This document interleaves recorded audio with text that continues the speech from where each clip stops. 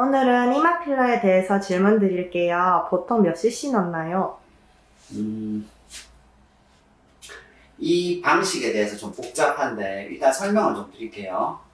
이마 필러를 넣는 방법은 두 가지의 방법이 있어요. 한 가지의 방법은 보통 주사침 바로 여기에 이마에 직접적으로 찔러서 넣고 망치같이 생긴 게 있어요. 그걸 이렇게 두드려서 모양을 만드는 방법.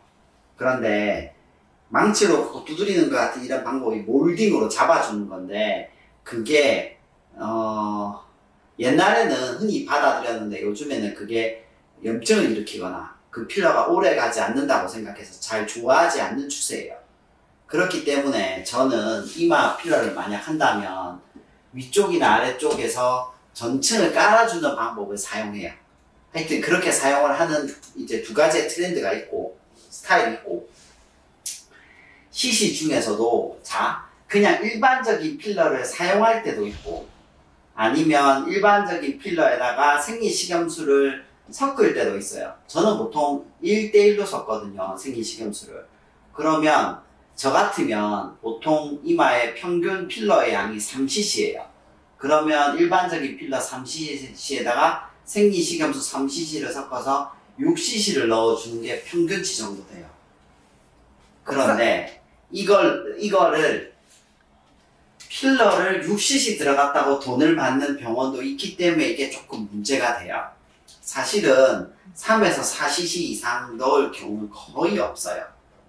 그래서 물론 그 비용이 얼마인가가 중요한 게 아니라 cc를 세는 그 단위에서는 그건 좀 제대로 세웠으면 좋겠어요. 국산 필러와 수입 필러의 차이점이 뭔가요? 이마 필러에서 생리식염수를 섞어서 쓸 때는 저는 개인적으로 그렇게 좋은 필러가 필요 없다고 생각해요. 그래서 왜냐하면 수입 필러의 장점은 어떤 극한의 상황에 왔을 때 사실 차이가 많이 나거든요. 코 이런 데 차이가 많이 나요. 그 다음에 조금 꺼져 있는 부분 그런 데에는 외제 필러가 좋은 경우가 많아요. 그런데 생리식염수를 섞으면 어차피 국산 필러가 약간 딱딱한 느낌이 많은데 그걸 어느 정도 완화하기 때문에 섞어서 쓸 때는 국산 필러를 쓰고요. 필러 하시고 나서 나중에 시간이 지나서 좀 꺼졌다. 그러면 외제 필러를 많이 권해드리고 있어요. 이마 필러 위험한가요? 부작용이 뭔가요? 위험하다. 100% 안전한 수술이나 시술은 사실은 없습니다. 없고요. 이마 필러도 식약청 고시에 의하면 눈 주변에는 필러가 위험하다고 되어 있거든요. 과연 이마가 눈 주변인지 아닌지는 되게 애매한 이야기예요. 하지만 이마 필러를 만약 맞더라도 지혈제, 혈관 수축제 등을 충분히 사용해서 출혈이나 아니면 혈관으로 이게 들어가는 또는 혈관을 막는 그런 것들을 막아주는 장치들이 필요해요. 그렇게 충분히 처치를 해야 되는데 그걸 하면 부작용은 할 수 있는 한 최대한 줄일 수 있을 거라고 생각합니다. 유지기간은 어떻게 되나요? 그냥 제 환자들의 얘기로 들어봐서는 1년 정도 지나면 한 번씩 필러를 넣어주시는 게 보통인 것 같아요. 비추천하는 유형이 있나요?